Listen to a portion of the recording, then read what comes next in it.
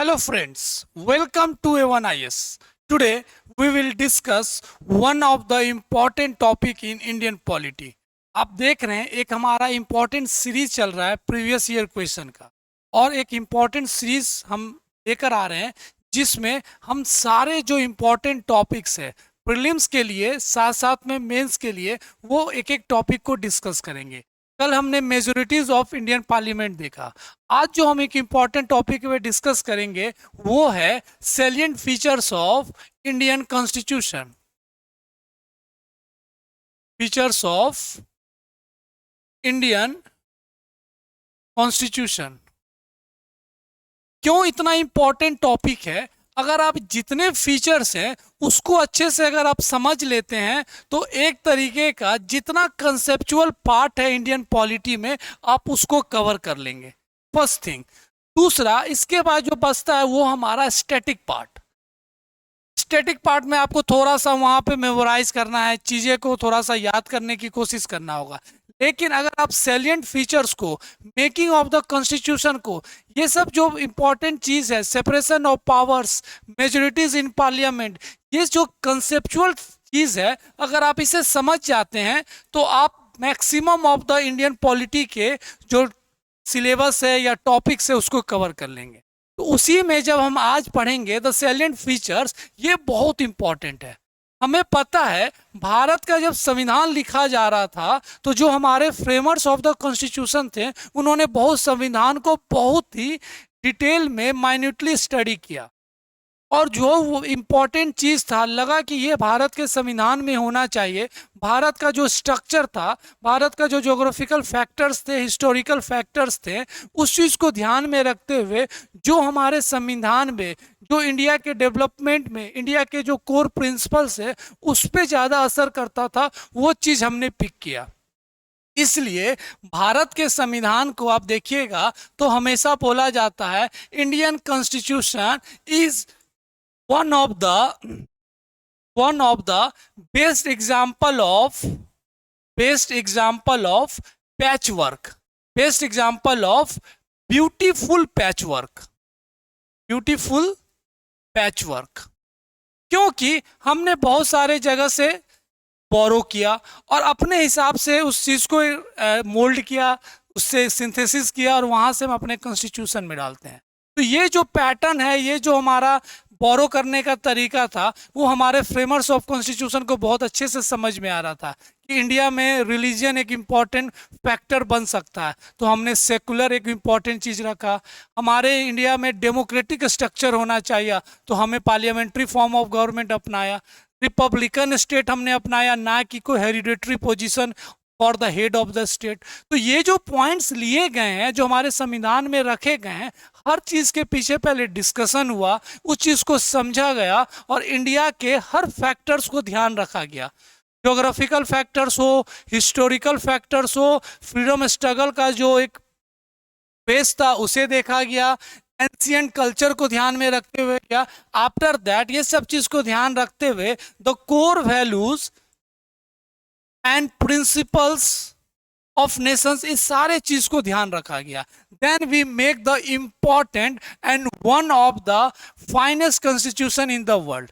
जब हम अपने डेमोक्रेसी की बात करते हैं तो our democracy is the largest one, और जब हम अपने संविधान की बात करते हैं दैट संविधान is the living document and having a beautiful patchwork, रैंडसेकिंग की बात की जाती है।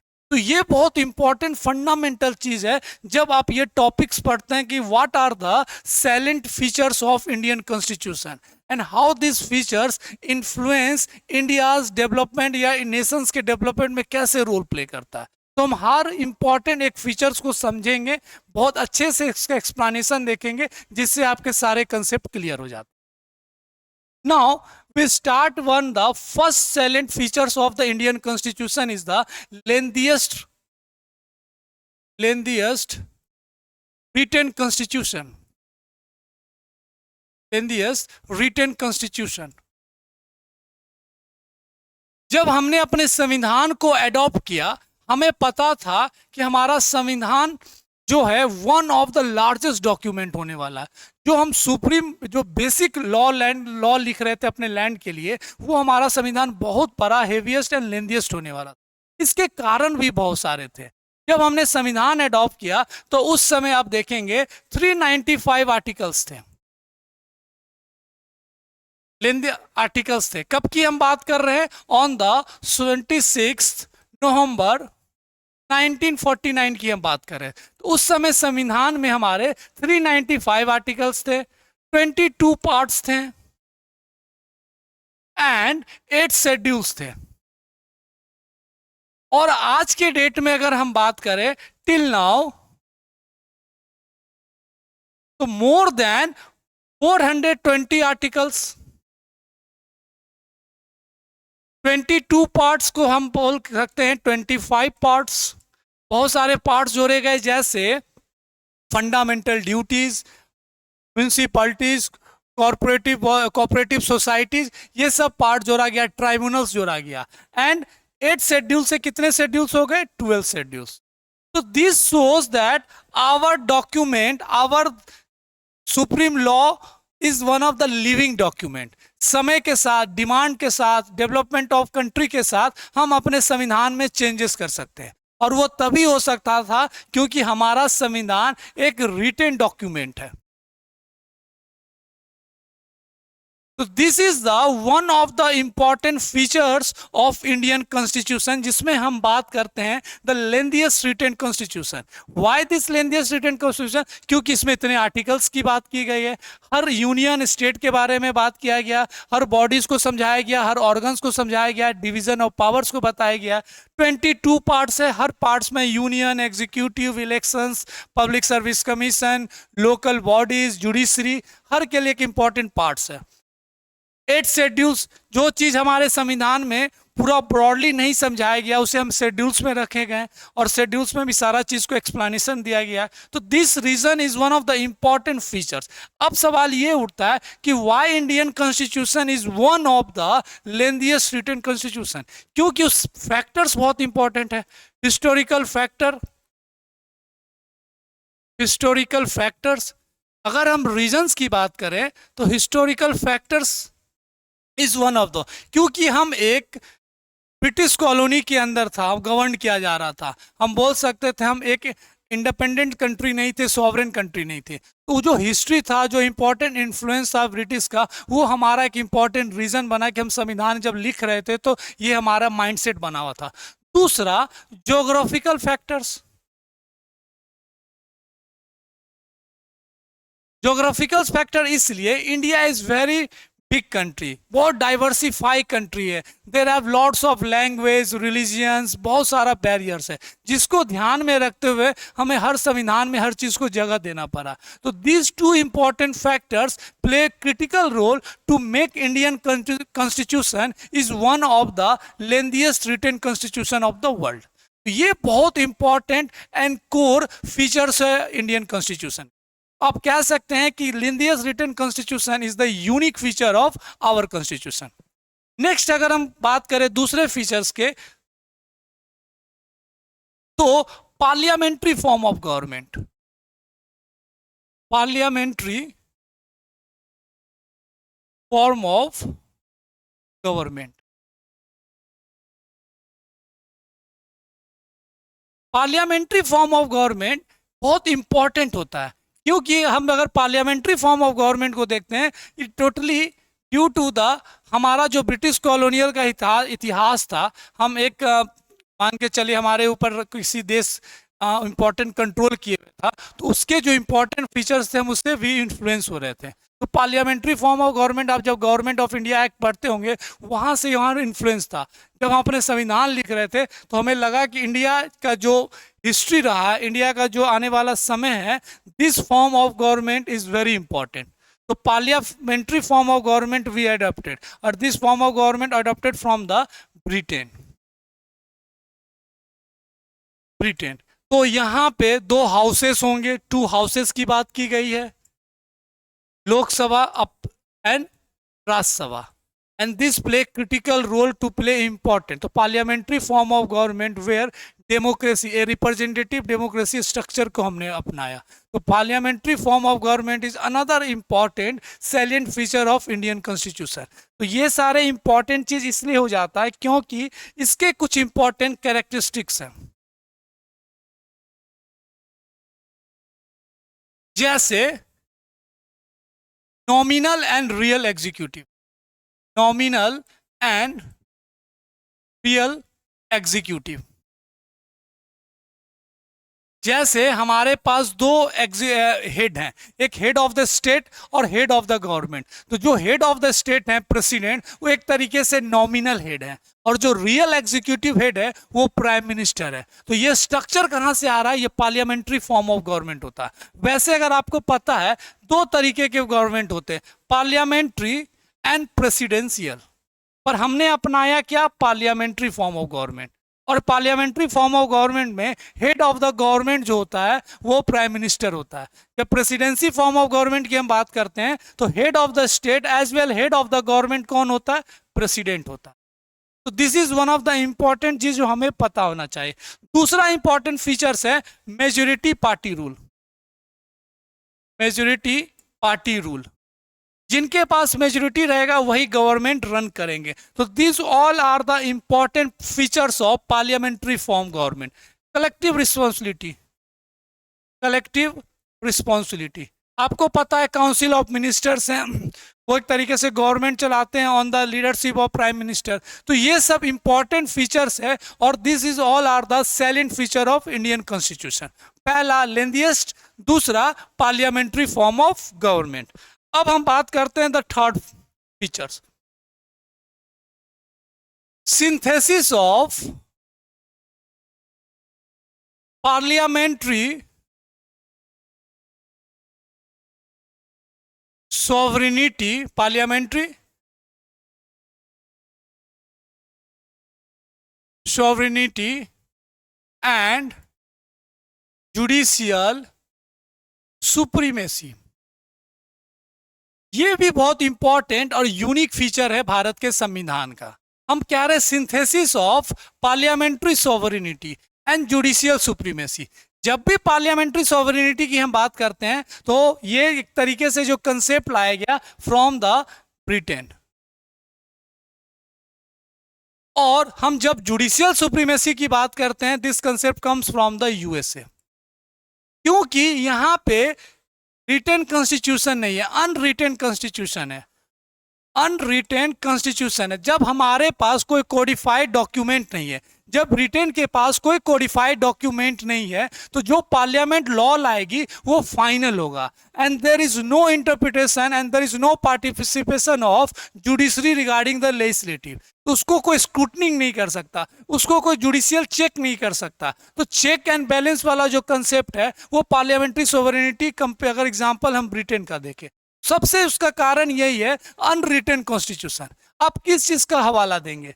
अगर कोई अनकॉन्स्टिट्यूशनल डिसीजन लिया जाता है, जब कोई अनकॉन्स्टिट्यूशनल डिसीजन लिया जाता है तब आप किस चीज को बोलिएगा कि संविधान में ये लिखा हुआ है? भारत के जब आप सेशंस देखते होंगे, पार्लियामेंट में जब लोग बैठते हैं डिस्कशन करते हैं, तब ये बोला जाता है कि संविधान में ये लिखा गया है, दिस इज अनकॉन्स्टिट्यूशनल, ये संविधान के खिलाफ है, ये चीज है. तो हमारे पास कोडिफाइड डॉक्यूमेंट है, रिटन कॉन्स्टिट्यूशन है, इसलिए हम पार्लियामेंट्री सोवरेनिटी को एक तरीके से चेक कर सकते हैं. तो we are talking about Indian constitution features, and Bharat का जो संविधान है वो सिंथेसिस है पार्लियामेंट्री सोवरेनिटी और जुडिशियल सुप्रीमेसी का. अंडरस्टैंड? जब हम जुडिशियल सुप्रीमेसी की बात करते हैं, it means that judiciary is the supreme. Any decision taken by the Congress, वहां के जो लेजिस्लेशन है उसको जुडिशरी चेक कर सकता है. तो this is one of the important feature of judicial supremacy. लेकिन भारत का क्या फीचर है? सिंथेसिस. और ये सिंथेसिस निकल कर क्या आता है? Constitutional supremacy. Constitutional supremacy. कि हमारे सबसे ऊपर क्या है? संविधान है. हम पार्लियामेंट्री सोवरेनिटी भी देते हैं, साथ साथ में जुडिशियल सुप्रीमेसी है. जैसे अगर एग्जांपल देखिए पार्लियामेंट सोवरेनिटी का, कि पार्लियामेंट के पास ही पावर है कॉन्स्टिट्यूशन अमेंड करने का, parliament can make any law regarding the union, parliament can decide कि स्टेट फॉर्मेशन होगा कि नहीं होगा, स्टेट का नेम होगा कि नहीं होगा। तो यहाँ पे हम कह सकते हैं हमारा जो पार्लियामेंट है, लेजिस्लेशन है, वो सुप्रीम है, यहाँ पे इसके सॉवरेन है। लेकिन साथ साथ में जुडिशरी का भी बहुत इंपॉर्टेंट रोल है। इफ एनी लॉ, लास्ट में आपको उसको जुडिशियल चेक करना होगा, उसका इंटरप्रिटेशन कौन करता है? जुडिशरी करता है। तो ये भी इंपॉर्टेंट है, पार्लियामेंट के सॉवरेनिटी के ऊपर कभी जब क्वेश्चन उठता है उसको चेक कौन करता है? जुडिशरी। तो भारत में संविधान को सबसे ऊपर रखा गया, and the synthesis of parliamentary sovereignty and judicial supremacy जो निकल के भारत में आता है वो है कॉन्स्टिट्यूशन सुप्रीमेसी। तो ये भारत का again the important unique features. Okay, तो हम धीरे धीरे सारे इंपॉर्टेंट फीचर्स को डिस्कस करें। नेक्स्ट फीचर्स की हम बात करें, mix of rigidity and flexibility. जो हमारा संविधान है वो ब्लेंड है रिजिडिटी और फ्लेक्सिबिलिटी का। We can say that again the blend of rigidity and flexibility, mix of rigidity and flexibility. और ये क्यों है? On the basis of amendment, on the basis of amendment. अगर हम यहां पे एग्जाम्पल देखें, पहले अगर हम ब्रिटेन का देखें तो ब्रिटेन का जो अमेंडमेंट प्रोसेस है, अगर वहां पे कोई भी कॉन्स्टिट्यूशनल अमेंडमेंट लाते हैं वो एक ऑर्डिनरी बिल की तरह लाया जाता है, और एक ऑर्डिनरी आप बोल सकते हैं ऑर्डिनरी बिल की तरह ही पास कर दिया जाता है, सिंपल मेजोरिटी से बिल पास कर दिया जाता है। तो there is no difference between the ordinary as well as constitutional bill. तो इस ऐसा जब प्रोसेस होता है तो हम बोलते हैं फ्लेक्सिबल, क्योंकि कोई रिटन डॉक्यूमेंट नहीं है। तो वहां का जो अमेंडमेंट प्रोसेस है बड़ा फ्लेक्सिबल है, बहुत इजी वे में संविधान को आप संशोधन कर सकते हैं। हम जब भारत की बात करते हैं उससे पहले हमें यूएसए का अमेंडमेंट प्रोसेस देखना होगा। USA having a rigid process regarding amendment, rigid process regarding the amendment, everything is passed with a special majority, और साथ साथ में स्टेट से भी उनको पास कराना होगा। तो this shows that USA cannot easily amend their constitution, उसमें स्टेट का भी बहुत इंपॉर्टेंट रोल है। इसलिए आज के डेट में लगभग 25 से 27 अमेंडमेंट हुए हैं अभी तक, और अगर आप भारत का एग्जाम्पल देखेंगे तो टिल नाउ 106 अमेंडमेंट। अंडरस्टैंड? तो ये शो करता है कि ये रिजिड है। अब हम अगर भारत की बात करते हैं तो भारत का जो अमेंडमेंट प्रोसेस के through we can say that India having a mixed और blend of rigid and flexible. क्योंकि अगर अमेंडमेंट प्रोसेस आप देखें तो कोई सिंपल मेजोरिटी से पास हो रहा है, स्पेशल मेजोरिटी से पास हो रहा है, और जब हम फेडरल स्ट्रक्चर में कुछ चेंजेस करना चाहते हैं वहां हमें स्टेट से भी रेटिफिकेशन चाहिए। तो on the basis of amendment we can say that Indian constitution is the mix of blend and flexible, और ये सब बेसिस होता है अमेंडमेंट प्रोसेस पे। अंडरस्टैंड? तो this is also one of the unique feature of Indian constitution. Now moving forward, federal and unitary features।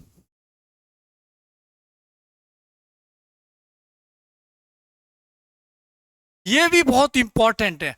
Bharat में बोला गया है कि there is no any definition regarding या संविधान में फेडरल सिस्टम, फेडरलिज्म को लेकर, लेकिन India had adopted the federal system. जब फेडरल सिस्टम की बात करते हैं it means that two system, two tier system, मतलब एक यूनियन में सरकार होगी और एक सेंटर में सरकार होगी, दूसरा स्टेट में सरकार होगी, and every state and centre have their own rule. तो ये बहुत इंपॉर्टेंट स्ट्रक्चर है, ये इंपॉर्टेंट सिस्टम है जो भारत संविधान ने अपनाया, फेडरल सिस्टम। इसी में हम फेडरलिज्म की बात करते हैं। And when we talk about the federalism, the cooperative federalism, cooperative federalism. So this is also one of the important unique feature of Indian Constitution. Federal and unitary system, और अब कह सकते हैं फेडरल और यूनिटरी गवर्नमेंट की हम बात करते हैं। Again this is very important, क्योंकि ये फेडरल सिस्टम हमें समझाता है कि हम कैसे संविधान में इस सिस्टम को अपनाते हैं। कुछ फेडरल के इंपॉर्टेंट फीचर्स होते हैं, फेडरल फीचर्स जैसे रिटन कॉन्स्टिट्यूशन, दूसरा इंडिपेंडेंट जुडिशरी, इंडिपेंडेंट जुडिशरी, उसके बाद हम कह सकते हैं division of power, division of power, जैसे union list, state list, concurrent list. तो ये सब इंपॉर्टेंट फीचर्स है जब हम फेडरल फीचर्स की बात करते हैं।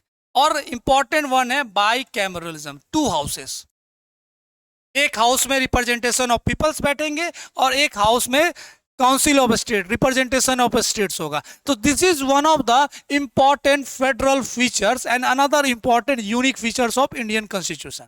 अब दूसरा है कि भारत में फेडरल के साथ साथ यूनिटरी फीचर्स भी है। वो क्या क्या इंपॉर्टेंट फीचर्स है? For that reason Indian federal structure को हम क्वासी फेडरल भी बोलते हैं, क्वासी फेडरल भी बोलते हैं। क्यों बोलते हैं कि एक तरफ तो हम यूनिट फेडरल फीचर्स की बात कर रहे हैं, लेकिन India having a strong unitary system. अब वो यूनिटरी फीचर्स हमें समझ में आता है कि ये बात सही है कि Bharat adopted the federal system but having a quasi federal. हमने पूरा पावर एक तरीके से सेंटर को दिया हुआ, यूनियन को दिया हुआ। जैसे अगर हम यूनिटरी फीचर्स की बात करें, यूनिटरी का मतलब हुआ सिंगल यूनिट। यूनिटरी फीचर्स की बात करें तो it means that a single unit,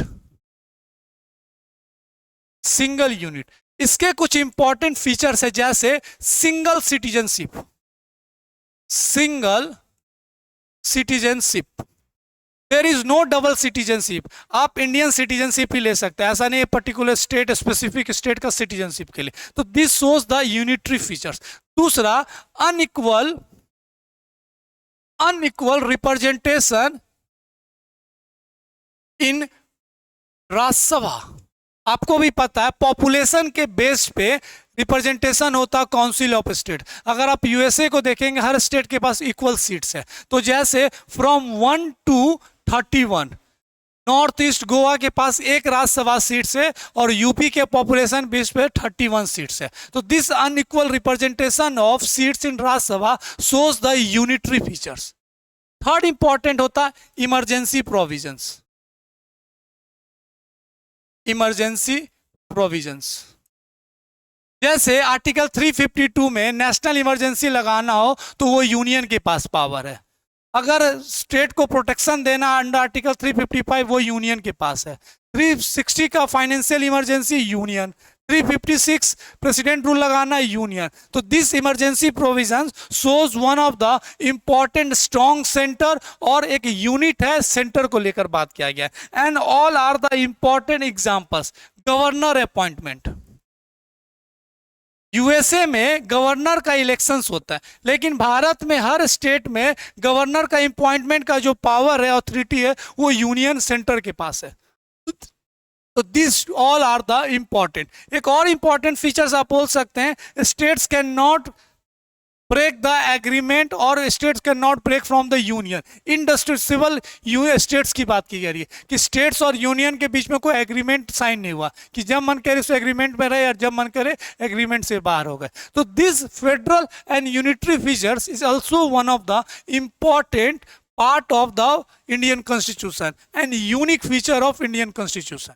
तो ये सारे पॉइंट्स आपको पता होना चाहिए when we talk about the salient features of Indian constitution. कुछ और इंपॉर्टेंट फीचर्स है जैसे fundamental rights, DPSP,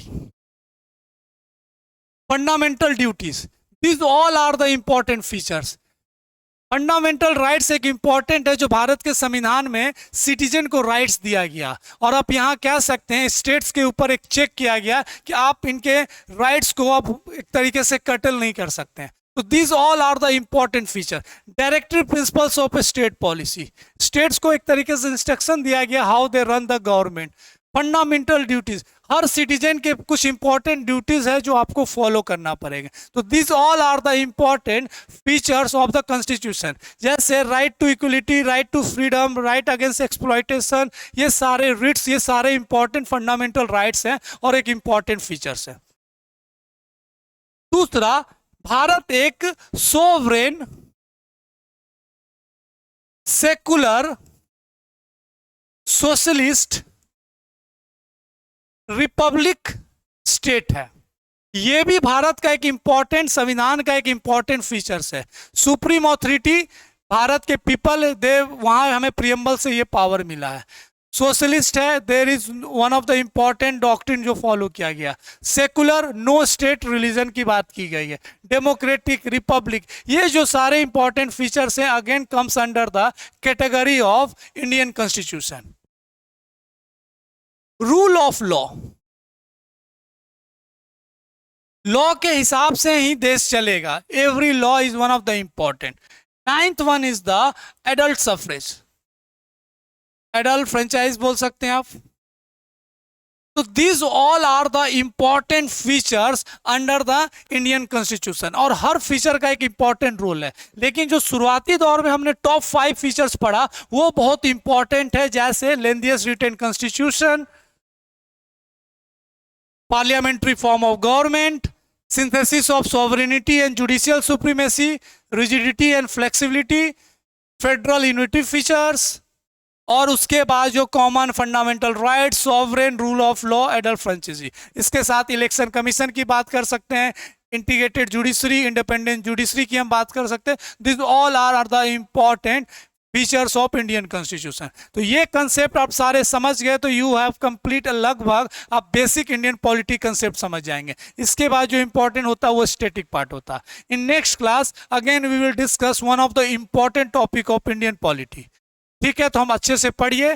try to clear your all concept and revise your notes in daily practice. तो हम मिलते हैं नेक्स्ट वीडियो में. तब तक के लिए ध्यान रखिए. Thank you.